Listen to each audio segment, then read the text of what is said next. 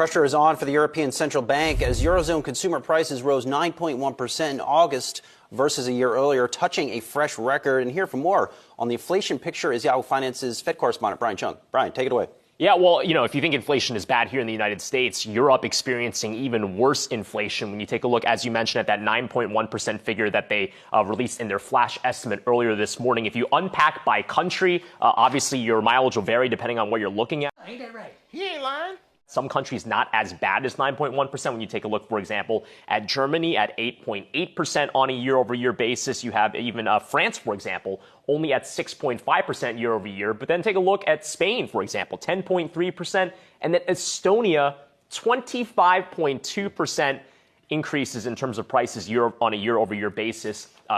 And a lot of this is because of the energy crisis, right? They are a lot more exposed to what's happening in Russia and Ukraine with the offlining of Russian energy. That led to a 38.3% year-over-year increase, which led to that headline inflation. But overall, the concern is that this number, that 9.1% figure, is going to get even larger. We've heard a lot of countries talk about that cold, dark winter that they're expecting, with the energy crisis expected to last through those colder months. What does that do to overall inflation? Does that mean we see double-digit inflation in the euro area? The expectation is yes.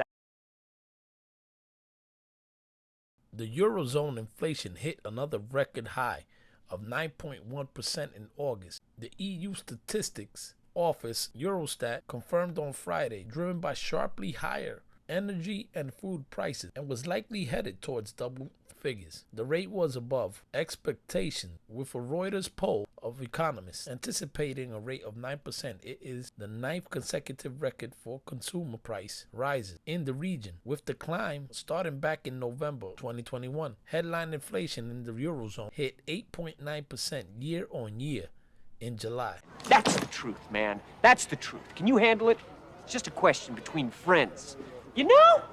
Energy had the highest annual inflation rate at 38.3%, Eurostat said Wednesday, down slightly from 39.6% in July. Food, alcohol, and tobacco were up 10.6% compared to 9.8% in July, with the knock across the continent on effect of recent heat waves contributed to increases. Spain also released slowing inflation figures for August at 10.3% year on year, compared to 10.7% for July. According to the Eurostat flash estimate, meanwhile, the region's largest economy, Germany, saw inflation reach its highest level in almost half a century at 8.8% year on year in August. Estonia currently has highest inflation rate in the Eurozone at 25.2%, followed by Lithuania, 21.1%, and Latvia, 20.8%. Malta and Finland follows France with the lowest in the Eurozone, 7.1% and 7.6%,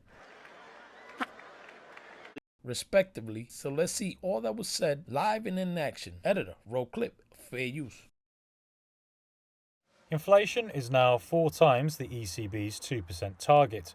Policymakers may now be more worried by the quick rise in underlying prices, meaning they could be here to stay. ECB President Christine Lagarde already flagged 25 basis points increases in the ECB's minus 0.5% deposit rate in July and September.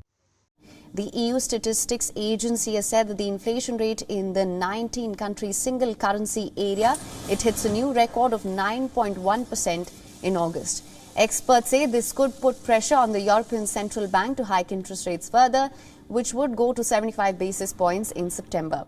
We are asking today how bad things are going to get and what our decision makers can and will do about it. Let's introduce 2 members of the European Parliament who come from opposite geographical ends of the EU. In fact, today we have with us the former Foreign Minister of Estonia, Urmas Paet, who is now the Vice Chair of the EU Parliament's Foreign Affairs Committee. You're from the centrist Renew Europe group. Thank you for being with us. Hello. And also with us, we have Vice Chair of the Greens group, a Spanish MEP, Ernest Urtasun from the Greens, as I said. Thank you. Hello, thank you. So let's start off actually first with just an overview of where we are in terms of inflation in the European area. We've got some graphics to show you the countries. You'll see that the highest inflation rates are in the Baltic states, Estonia right at the top, followed by Lithuania and Latvia. The Eurozone average over 9% and forecast to rise. So, Urmas Peit, I'll come to you first. Overall inflation in Estonia, as we've seen, has gone above 23%. How long can this be sustained by Estonians? Well, of course, it cannot last too long, and that's why at the moment also government and parliament are going to decide some measures to support people, especially what concerns very high energy bills.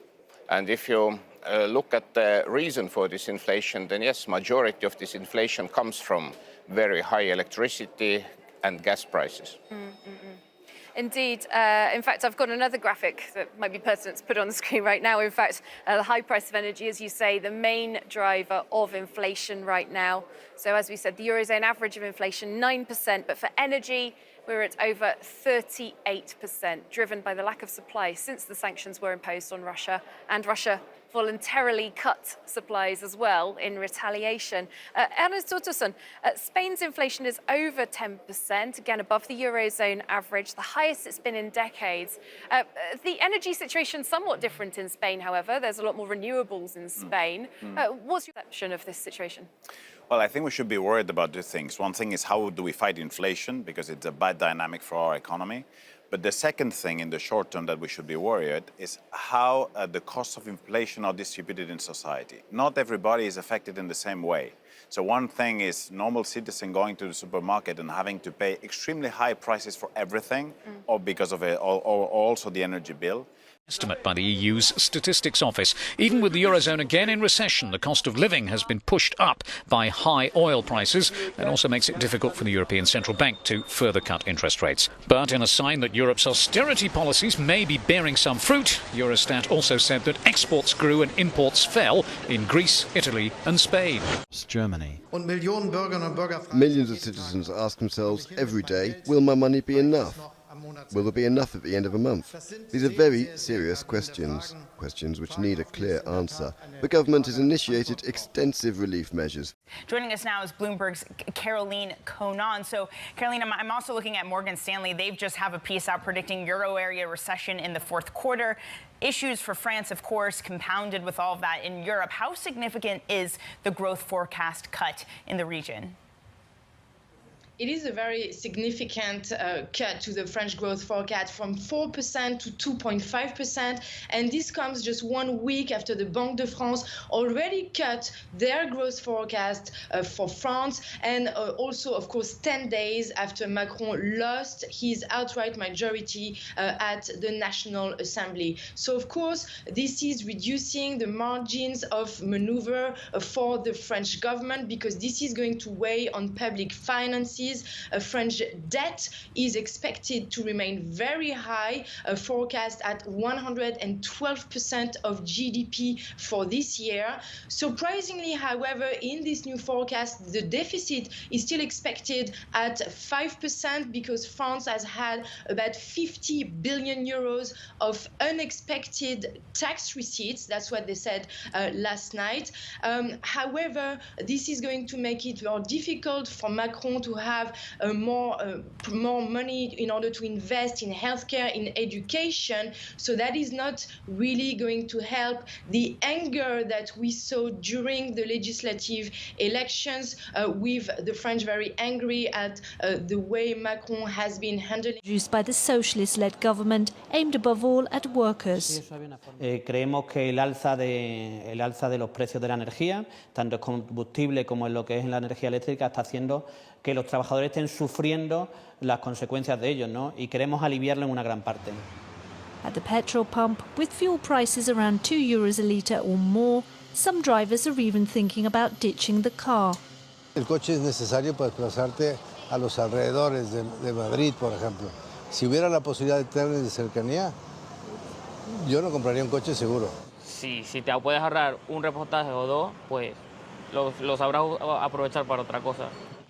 Hey guys, this is Jose, your regular Joe Blow again, keeping an eye out and my ears open to how hectic it is getting in the Eurozone. I'll keep serving and let you know what comes next. So for now, guys, stay free. It ain't hard to tell.